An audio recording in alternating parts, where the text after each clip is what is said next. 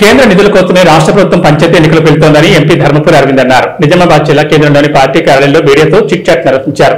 ఈ సందర్భంగా ఎంపీ మాట్లాడుతూ కాంగ్రెస్ ప్రభుత్వం పార్టీ సింబల్ లేని ఎన్నికలు నిర్వహిస్తుందన్నారు. ఎంపీటీసీ, జడ్పీటీసీ ఎన్నికలకు ఎందుకు వెళ్లడం లేదని ప్రశ్నించారు.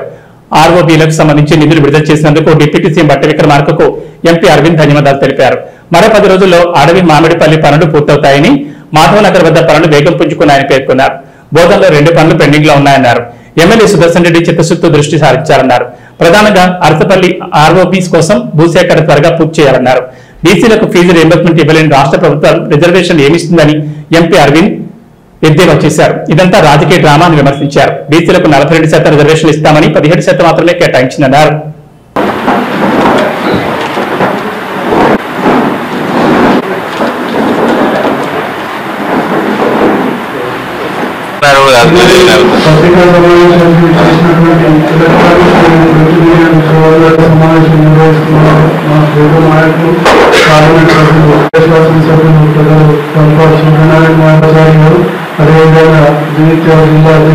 చీఫ్ గెస్ట్ జగిత్యాల జిల్లా అధ్యక్షుడు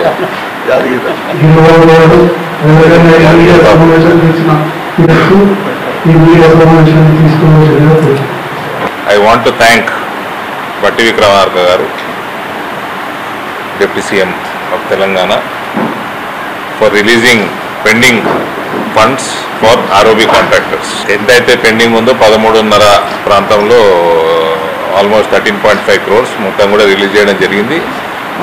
ఆర్మూరు అడవి మామిడిపల్లి బ్రిడ్జ్ పనులు 10 రోజుల్లో పూర్తి చేయాలని కాంట్రాక్టర్ గారికి స్ట్రిక్ట్గా చెప్పడం కూడా జరిగింది. మాధవనగర్ పనులు ఆల్రెడీ వేగం పుంజుకున్నాయి, మళ్ళీ స్టార్ట్ అయినాయి, మళ్ళీ వేగం పుంజుకుంది. సో మాధవనగర్ హై ప్రయారిటీ చేయాల్సిందిగా కూడా కాంట్రాక్టర్ని ఆయనను ఆదేశించడం జరిగింది. సో ఆన్ హై ప్రయారిటీ ఇవన్నీ కూడా ఆర్ఓబీలు మనకు ప్రెస్టీజియస్, రిక్వైర్మెంట్ కూడా పబ్లిక్ కూడా చాలా అవసరము. ఇప్పుడు దీంతో ఆర్ఓబీల ముచ్చటకు వస్తే అరసపల్లి పనులు కూడా స్టార్ట్ అయినాయి. మళ్ళా అరసపల్లిలో స్టార్ట్ అయినా కూడా అక్కడ ల్యాండ్ అక్విజిషన్ పూర్తి కాలే. సో అక్కడ పెండింగ్ పడుతుంది వరకు. ల్యాండ్ అక్విజిషన్ స్టేట్ గవర్నమెంట్ చేసి ఇచ్చేయాల. దాని ఫండ్ మాత్రం టోటల్గా 137 crores, టోటల్ ఆల్మోస్ట్ 100% ఫండ్ సెంటర్ది. సో ల్యాండ్ అక్విజిషన్ పెండింగ్ ఉంది.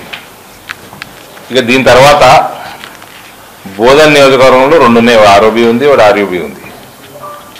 దాని నత్తనాట కన్నా స్టేట్ గవర్నమెంట్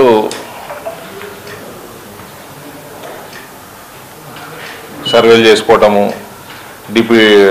డిపిఆర్ తయారు చేయడము, డ్రాయింగ్స్ క్లియర్ చేయడము, ఇవన్నీ కూడా స్టేట్ గవర్నమెంట్ చేతుల్లో ఇంకా పెండింగే ఉంది, స్లోగానే ఉంది.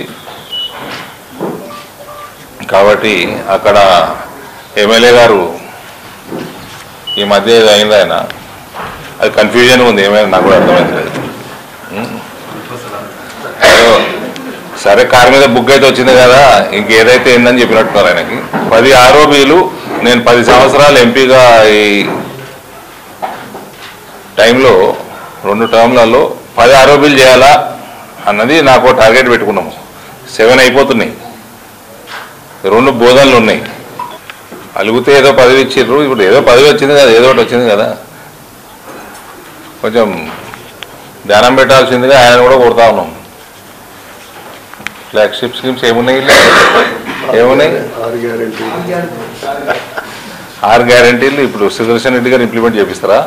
రేవంత్ రెడ్డితో చాలామంది సుదర్శన్ రెడ్డి గారు చేస్తారా? అందులో బస్సు తప్ప ఏది ఇంప్లిమెంట్ అవుతుంది?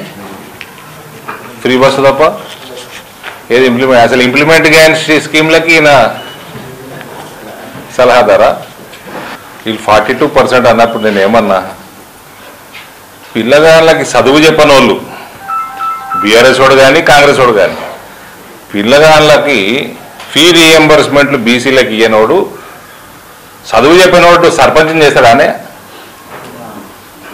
ఇది మొత్తము డ్రామా, పొలిటికల్ డ్రామా. ఇలా జీవితంలో ఎన్నడూ చేయలేదు కాంగ్రెస్ పార్టీ.